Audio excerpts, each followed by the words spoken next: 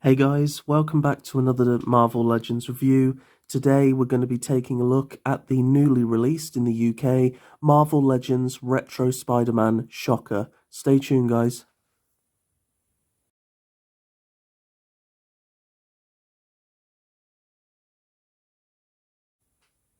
So a quick look at the packaging first. If you've seen Retro Spider-Man packaging before, you'll know everything to expect here. You have a clear viewing window of the figure and a really nice art card at the back. The only real difference is, of course, the character, which you get a very nice picture of here. Marvel Shocker and Vibro Shock Gauntlets in various different languages. You've got the Retro Spider-Man logo. You've got Marvel Comics. And on the back, you have a look at the rest of the wave. Now, I don't plan on getting all the figures in this wave. The ones I really am not interested in at all are Hobgoblin and the Ben Reilly Spider-Man. As much as I like the costume design, I just don't like the idea of Ben Reilly. I think it's stupid. If you guys know that comic strip and how it plays out, it's really dumb. The one I want the most is the Symbiote Spider-Man. But that's going to be rather difficult, as for some reason it's not coming to the UK until May. Yeah, I've no idea why, but there you go. All the other figures are here as far as I know, but the Symbiote Spider-Man just is going to be very, very late. One that I would really like to get is the Spider Armor Mark 1 and maybe the Hammerhead. I'm kind of 50-50 on that, but we'll have to wait and see. You also get an image there showing you the interchangeable hands that can be swapped out. You get a description of the Shocker. Shocker's vibro units allow him to blast through solid metal or hurl long-range vibrational punches, but they've yet to help him defeat his eternal nemesis, the Amazing Spider-Man. And you've got other various different language for those of you who aren't English watching. Dank. Another image of the Shocker, exactly the same as the one on the front, and just a load of legal stuff. So, yeah, when it comes to the packaging, it's everything that you've come to expect. It's really, really nice, and mint on box collectors will be very, very happy with it. Okay, guys, so having a look at Shocker. Now, when I went into Forbidden Planet to pick this guy up, this guy was the one that was on the pegs the most. All of the others seemed to be selling out quite quickly. There was I think a couple left of Hammerhead. There was only one Ben Reilly left. A couple of Spider Armor Mark 1s. And the Hobgoblin had completely sold out, so it was basically an entire shelf of this guy. Now, I don't know why that is. Maybe he's the least favourite in the wave. I would have to strongly disagree. I actually think, next to the Symbiote Spider-Man, this is the best figure in the wave. And simply because, well, for me, this is a character that I don't have. He's a character that is a part of the Sinister Six, which is great. I'm really looking forward to creating a Sinister Six display on my shelf to go against Spider-Man. I think that'll look very good. There's a couple of older figures I do need to go back and get, but I imagine they will be getting the retro card treatment anyway, so we'll have to wait and see for that. But yeah, I think this guy is really cool. I understand that he's quite well, playing, especially when it comes to Spider-Man villains like, Doc Ock, Sandman, or Vulture, or Mysterio, or much more of the, stereotypical costumed supervillains. This guy kind of just looks more like a ninja. But I quite like his simple design, actually, and I do quite like the design itself. It has a kind of mysteriousness to it. This version obviously is meant to be based on the Spider-Man cartoon from the 90s. And yeah, I think it's really nice. I was doing some comparisons with the original figure, and I actually think this one looks better. It's just really, really nice. I don't know what it is. It looks so much better when you've got it in hand, actually, than a lot of the pictures. A lot of people were upset that they didn't paint this sort of netting And I must admit, I was as well. I was like, oh, well, that doesn't look very good. But actually, when you've got it in your hand, it really doesn't look that bad.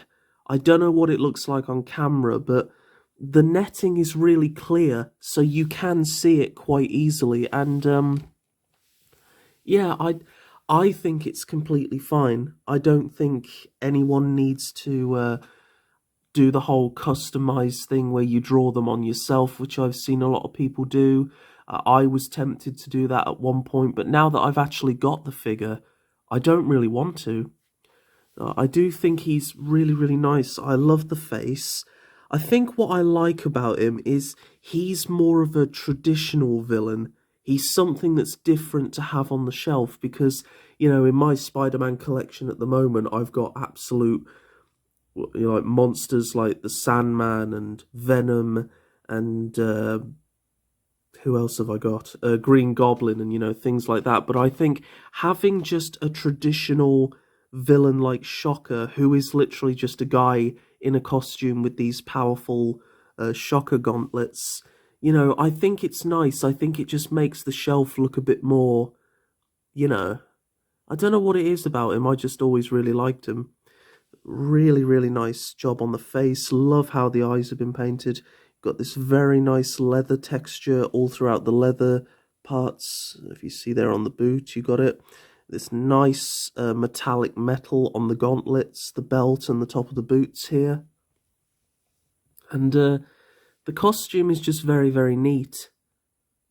Very well on the paint. Noticed a little splodge here just now, but that's okay. I will say the paint is a bit light at the top here. The brown, the yellow kind of shows through the brown a little bit there, which is a shame. But other than that, it's very, very solid. And just overall a very nice figure. There's very nice gauntlets here.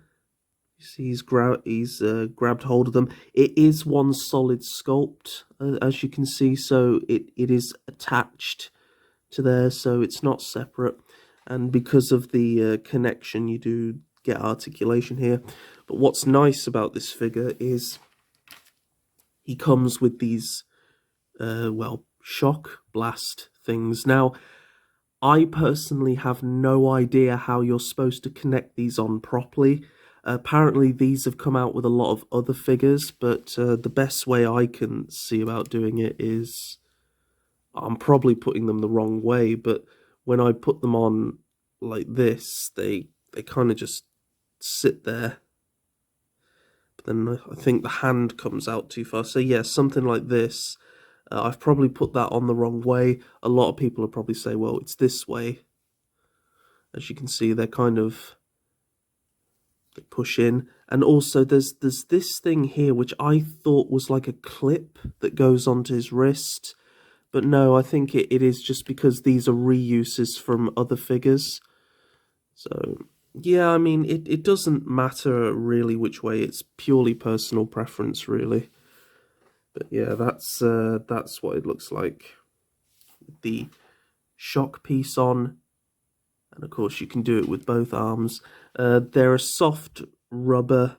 They're very pliable. I do worry, though, about warping this sort of clamp bit in the middle.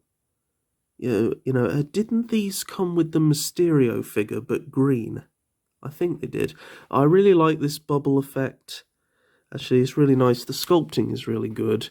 And yeah, you can do with them what you want. But also what's really nice is you do also come with two relaxed hands. So you don't have to have both of the hands in shock mode. And to detach them, very, very simple. It's just on a peg, so you just pop them off. Very nice and strong peg, unlike NECA figures. And then you've got this nice easy gap there.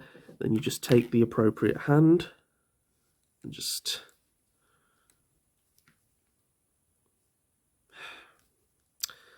here we go. Never works on camera.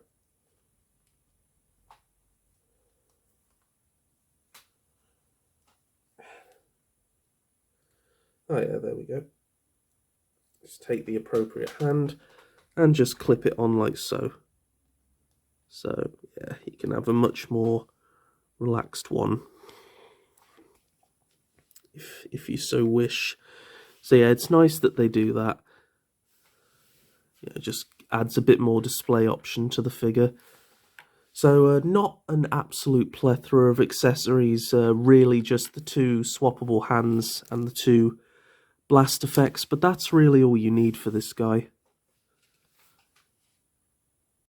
So turning to articulation now, sadly for the head, it is apparently the older headpiece, so there's not too much motion on it. You can't pivot from side to side. You can look up to a reasonable amount and look down to a really reasonable degree, and then you also have a full 360 on the head.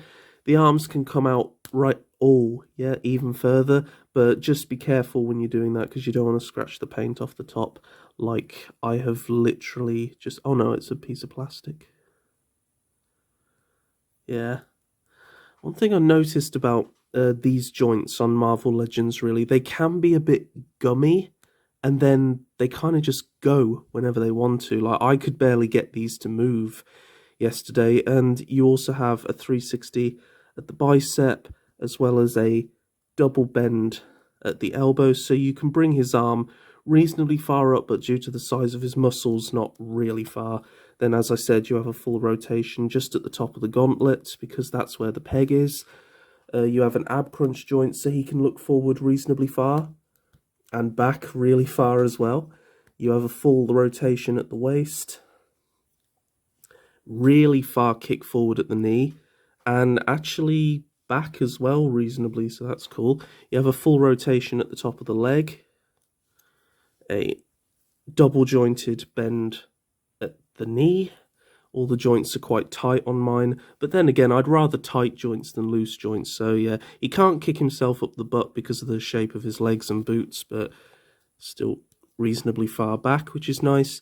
You have a full rotation at the top of the boot, and then you have forward and back on the foot, as well as pivot from side to side.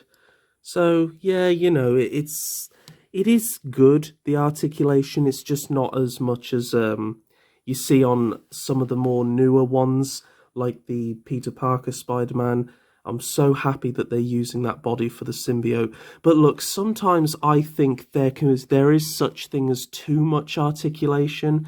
You know, the more articulation you give a figure, you have to understand the easier the figure is going to be to break and to wear down over time. So it's just something to take into account, really. Overall, I think the articulation is fine, and it's a really solid and a really great figure. So for a quick size comparison, here he is next to the Peter Parker Spider-Man, and yeah, he's not really that tall, this guy. I would say they're about the same height. Yeah, they roughly are about the same height. It's just this Spider-Man has more articulation. You can adjust the leg height and everything, but really they are about the same. And then here he is next to the awesome Sandman figure, who is still very big. Like, this is the smallest Sandman figure, but he's still big even then. So yeah, I just think these guys look great together. You know, I know a lot of people think that Shocker is quite bland, but no, I think he goes in with other villains really, really well, so can't wait to get him on the shelf. So I'd like to thank you guys for watching this review. If you'd liked it, please leave a like, share it, and subscribe. Let me know down in the comments below what you thought. Are you planning on picking up this figure, or have you already picked him up? What do you guys think? Do you think this figure is the weakest of the wave? I certainly don't. I can't really see why he's peg warming as much as he is. But yeah, I just think he's a really, really great figure overall, and if you're a fan of the Shocker, you definitely have to pick this guy up. So let me know down in the comments below, guys, what you thought.